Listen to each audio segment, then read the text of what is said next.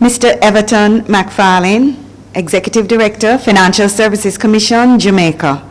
Mr. Hubert Deligny, Insurance Manager, Financial Services Authority, St. Lucia. Distinguished presenters and discussants, fellow regulators, good morning. Welcome to our annual conference of the Caribbean Association of Pension Supervisors, the 2020 edition. As you are all aware, our world has changed in dramatic ways that we could not have imagined just a few short months ago. A global pandemic in the form of COVID-19, a dramatic global response to injustice and racism, major economic impacts as we try to maintain work and life have allowed us as Caribbean peoples to tap into our strengths.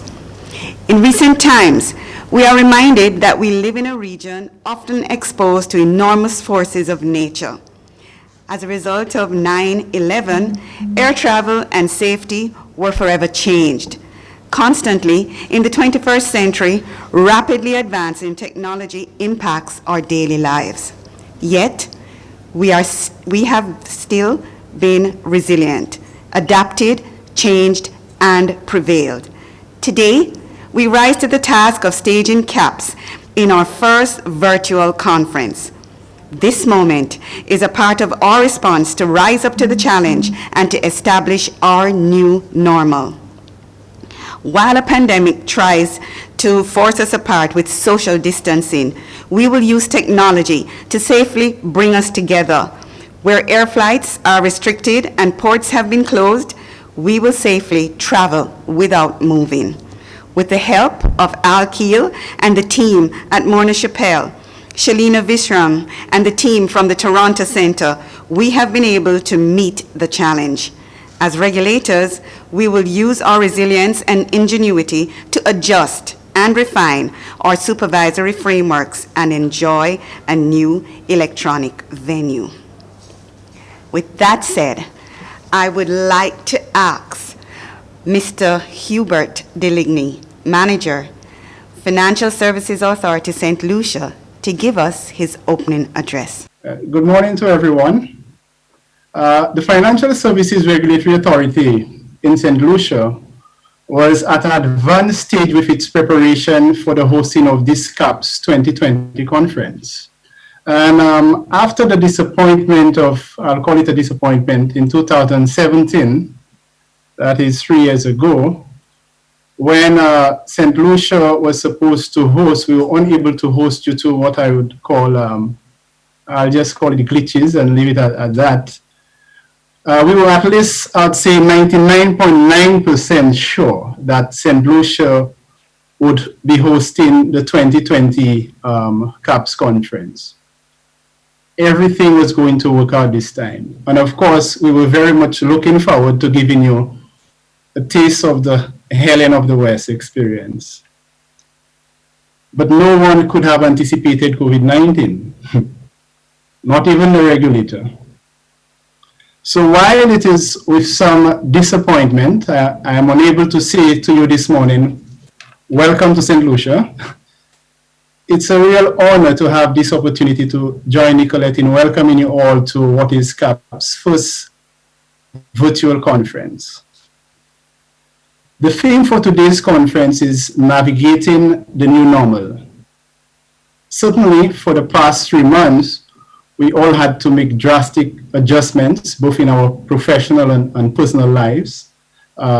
Institutions and industries globally have been impacted on an unprecedented scale. The insurance industry in St. Lucia has had to develop its formal response to the pandemic by providing moratoriums, increasing online services, staff rotation, etc.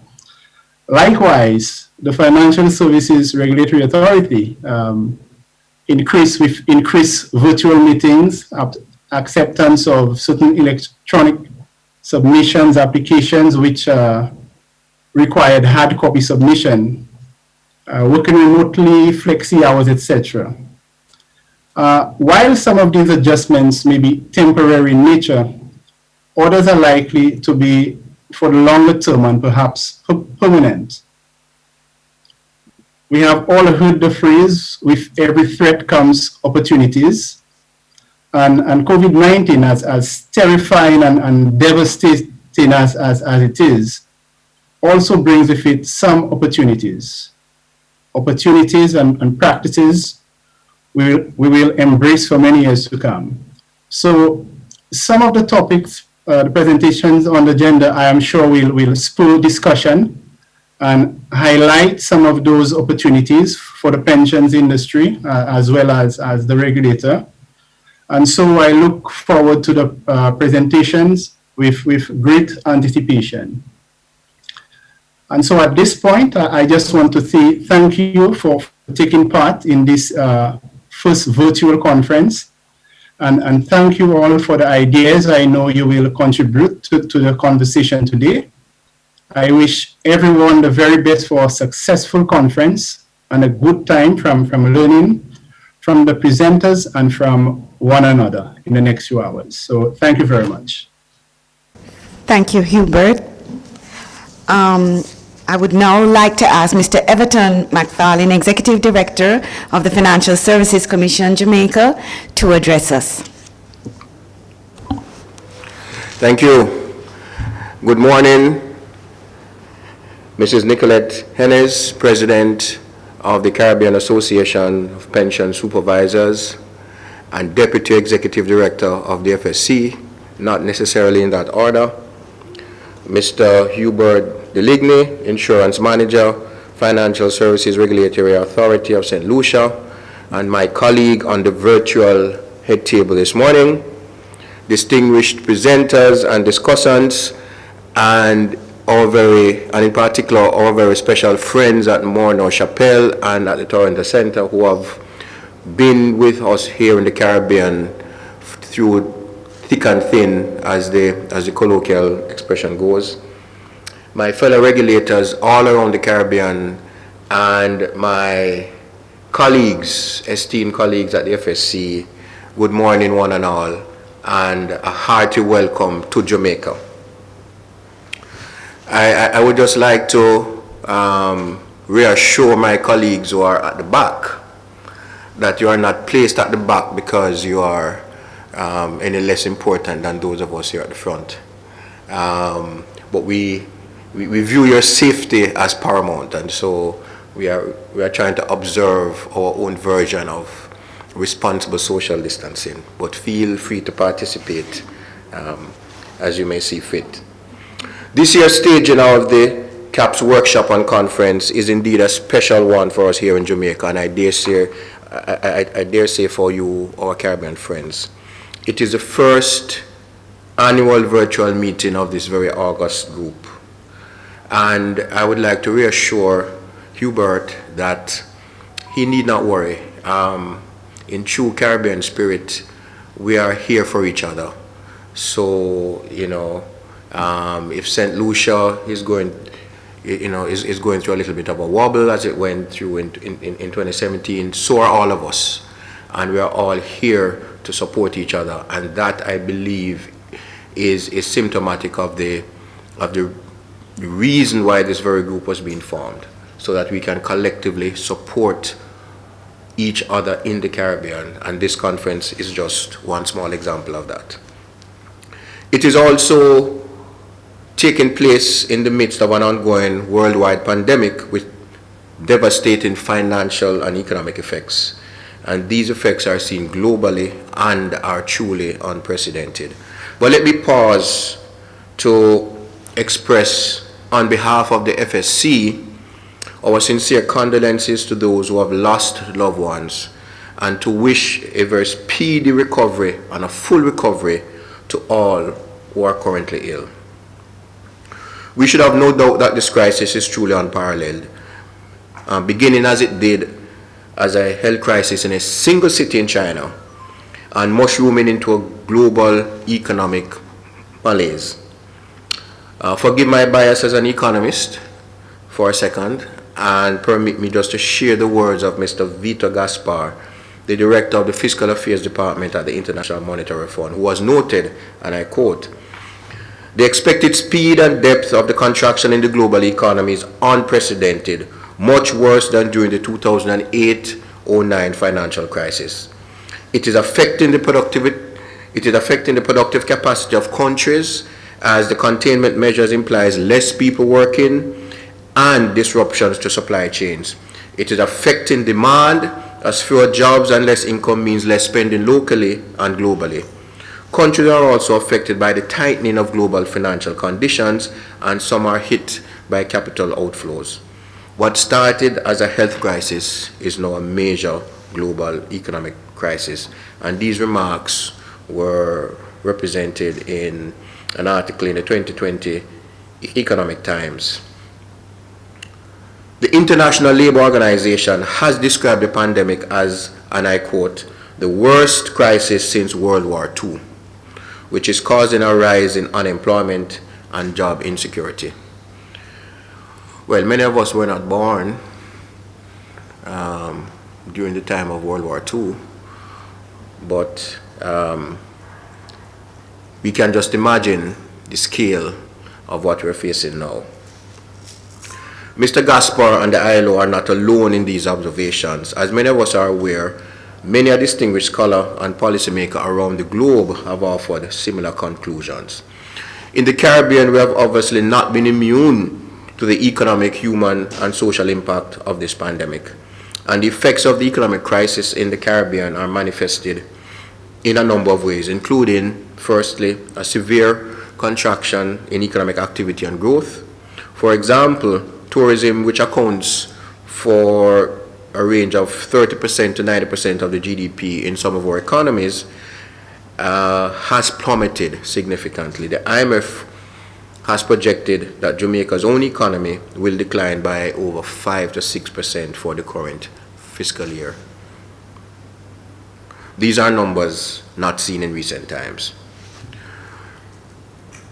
Our economies are open and dependent on significant inflows from abroad, and remittances have fallen significantly. In fact, some remittance companies have reported that inbound transactions count has dipped by between 10 and 25% during the month of March. And since March, at best, it has only recovered very slowly. Further, while the official numbers are still not available in many of our jurisdictions, it is expected that unemployment has increased. Since March 2020, a number of companies have furloughed and even reduced the number of employees, both within the public and the private sectors. With the contraction in economic activity, most employers and employees would have seen a significant reduction in their incomes, revenues, and salaries, respectively. Here in Jamaica, it is worth remembering that before the crisis, Jamaica had made significant gains in reducing its debt-to-GDP ratio from approximately 145% in the fiscal year 2012-13 to just about 91.5% in 2019-20. And in fact, Jamaica attained its lowest level of debt, and for the first time had debt-to-GDP ratios below 100% in nearly 2 decades. However, with reduced revenues and increased government assistance to affected workers and small and medium-sized businesses in particular, the reduction in the country's debt-to-GDP ratio is expected to moderate. Indeed, the government has extended its debt-to-GDP target of 60% by March 2026 to March 2028. And Jamaica is not alone in these trends. Investment performance in Jamaica is also symptomatic of the wider Caribbean. We have had significant declines in our stock exchange. The Jamaica Stock Exchange Combined Index, for instance, at the end of March, would have declined by about 33% relative to the start of the year.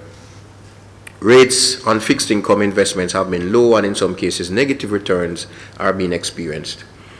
In the real estate sector, the adverse impact of the COVID-19 pandemic can be observed, for instance, through increased requests for moratorium on or rental relief, deferred income, reduction in rental yield, and a significantly moderated increase in property valuations. Finally, whilst the latest filings are not yet available, as many of our jurisdictions would have offered forbearance on filing deadlines, based on the previously mentioned factors, it is natural to anticipate that the adverse impact of the COVID-19 pandemic on pension plans would be significant, being represented, for instance, in a reduced value of pension assets under management, a deterioration in funding and solvency positions for defined benefit plans, and in conditions where employers and employees may find it more difficult to continue their contributions. Arising from these circumstances, we may also expect increased pressures towards the conversion of defined benefit plans to defined contribution plans, and sadly, perhaps the winding up of some pension plans. At the individual level, pension plan members who are retiring will likely have fewer assets and could face higher cost of annuities. These are not insignificant impacts. COVID-19 has changed the ways in which we do things, and some of these changes are, well, maybe here to stay. We believe the pension industry will be altered, and some of the changes that may be expected would include an extended period of low investment returns, which will have a significant impact on how pension fund assets are managed. With lower investment returns, there are oftentimes a significant incentive towards searching for yield. And in the search for yield, pension funds may be incurring higher risks. And this is something, as pension supervisors, we need to be cognizant and be very aware of. However, there are also opportunities, as Hubert pointed out before. In the midst of this pandemic, there is an opportunity for the increased application of technology in the management and administration of pension funds. But this is a two-sided coin. Increased technology has allowed many of us to work from home. With increased opportunities to work from home, could employers develop the view that most of their employees could now be contract workers? If so, could there be an elimination of some employee benefits, including the establishment of superannuation funds? These are issues that I believe pension supervisors need to grapple with in the new normal. A greater push for more flexibility in the design of pension plans to allow for members to withdraw a portion of their pension assets in difficult times is also an opportunity that need not be missed. It could also be that members who had exercised the option to withdraw are given the opportunity to increase their monthly contribution as a means of replacing the taken assets. So the message here is that in the midst of the crisis, as Hubert has reminded us, there are challenges, but there are also opportunities. And it is my hope that this conference and workshop takes a very close look at those opportunities and collectively give us a guide as to how we may navigate our supervision to the benefit of pension plan members as part of the new normal in this COVID-19 pandemic. So without further ado, I want to thank all of you, all of our colleagues around the Caribbean, for taking the time to share with us today, to all the presenters who have taken the time to prepare their material and will be sharing their thoughts with us, their expertise. And I want to wish you, on behalf of the FSC, a very productive 2020 annual meeting of the Caribbean Association of Pensions Supervisors. And please, everyone, please continue to be safe wherever you are. Thank you.